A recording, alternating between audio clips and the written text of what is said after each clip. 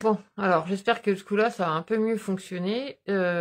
J'arrivais pas à le faire depuis mon ordinateur. Je voulais vous faire le live depuis l'ordinateur, mais ça n'a pas l'air de vouloir. Donc du coup, j'ai dit, bah, je vais repasser par StreamYard. Mais comme j'ai dû arrêter l'abonnement parce qu'ils ont tellement augmenté ces voleurs que du coup, je peux... Enfin, j'ai dit, non, bah j'arrête, quoi, tant pis, je pourrais plus partager et sur YouTube et sur Facebook comme je pouvais le faire pendant un temps. Et là, du coup, j'ai essayé de repasser par là et comme il y avait personne, du coup, j'avais peur de faire dans le vide. Là, je me dis que, enfin, du coup, je préfère essayer de le refaire directement de là.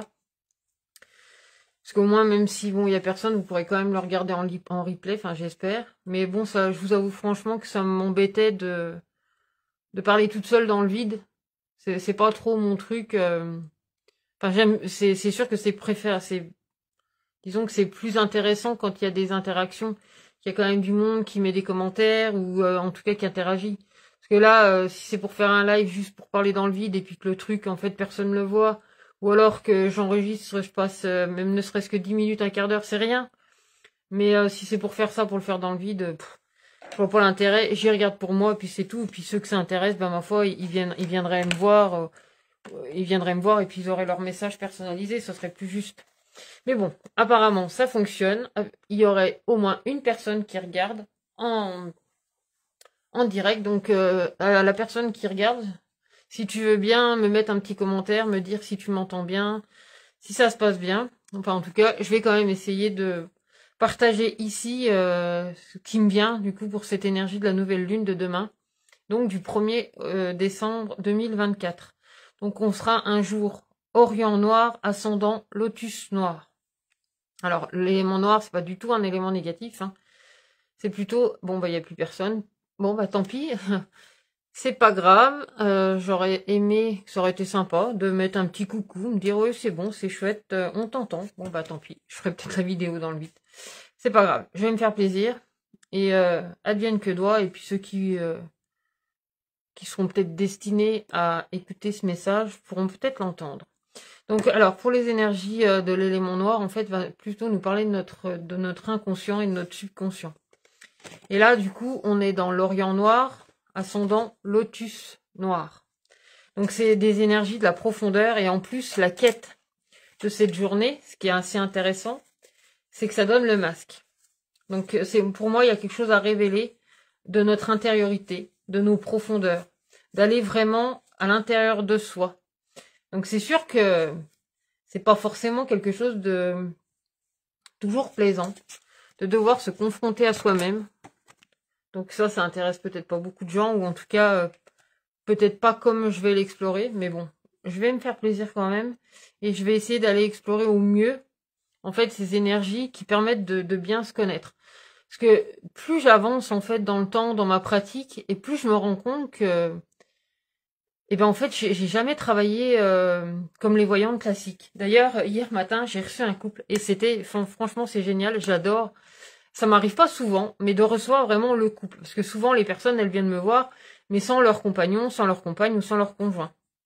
Et là, j'ai eu ce moment de joie en fait de recevoir un couple hier et quand elle est arrivée, la dame avec son mari, enfin son compagnon. Je commence à lui expliquer comment je travaille et tout. Et puis elle me dit, ah, mais je vous avoue que je suis un petit peu déroutée parce que j'ai pas l'habitude, les autres voyants que j'ai été voir, vous êtes la première qui me parle comme ça. Enfin, c'était quelqu'un qui n'était pas du tout habitué à ce genre de pratique. Parce qu'effectivement, moi, si on vient me voir, je vais pas te dire, oui, ben, tu vas faire ci, tu vas déménager, tu vas aller à tel endroit. Non, moi, je fonctionne pas comme ça. Et je crois que j'ai jamais vraiment fonctionné comme ça. Ça fait plus de 20 ans que je pratique les cartes.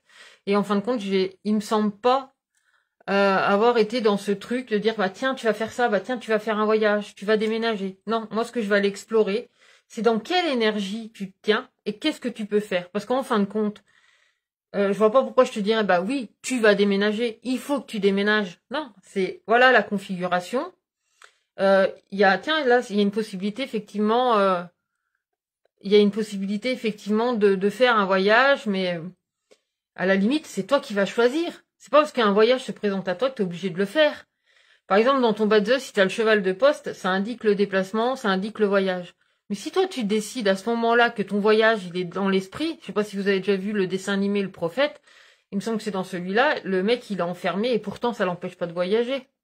Donc c'est très paradoxal aussi tout ça. Enfin, chacun, voilà. Chacun sa perception, mais c'est vrai que je me rends compte de plus en plus que j'ai une approche qui est pas forcément conventionnelle et qui est pas forcément, comment dire, ouais, pas forcément conventionnelle et donc du coup moins connue. Et les gens ils ont peur de l'inconnu, alors ils viennent pas. Enfin, c'est pas grave, ou ils viendront plus tard, ou ils viendront quand ils le sentiront, parce que c'est important aussi d'avoir le feeling. J'en parle beaucoup avec mes enfants, et mes enfants ils disent si on n'a pas le feeling, ben il n'y a pas le feeling. Bon, bref.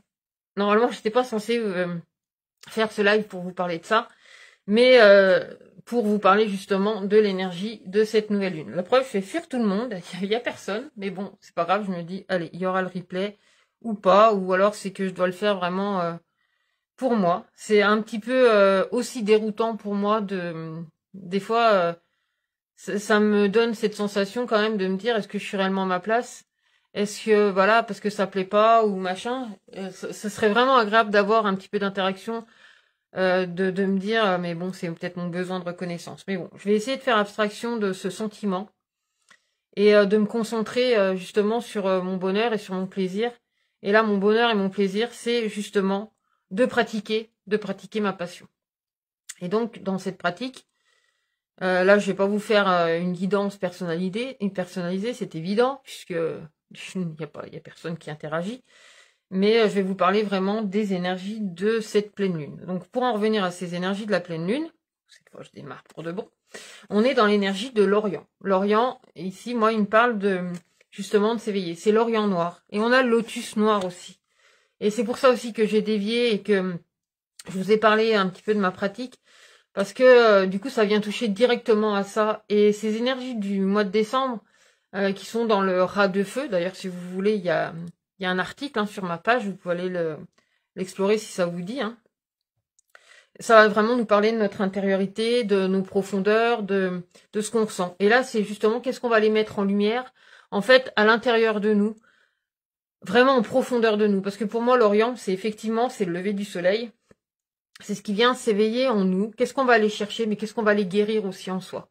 Comme là, par exemple, ce sentiment, ça me fait une sensation quand même à l'intérieur de voir que j'ai pas d'interaction, que j'ai pas forcément beaucoup de monde qui va regarder ma page parce que je suis pas Madame Blabla, je suis pas Madame Irma et que je fais pas quelque chose de forcément conventionnel. Alors quand les gens ils arrivent sur ma page, j'ai peut-être un côté ouais, qu'est-ce que cette bonne femme non, on va pas aller vers elle. Bon, ok, c'est pas grave, je comprends, c'est une histoire de feeling. Bon, mais bon.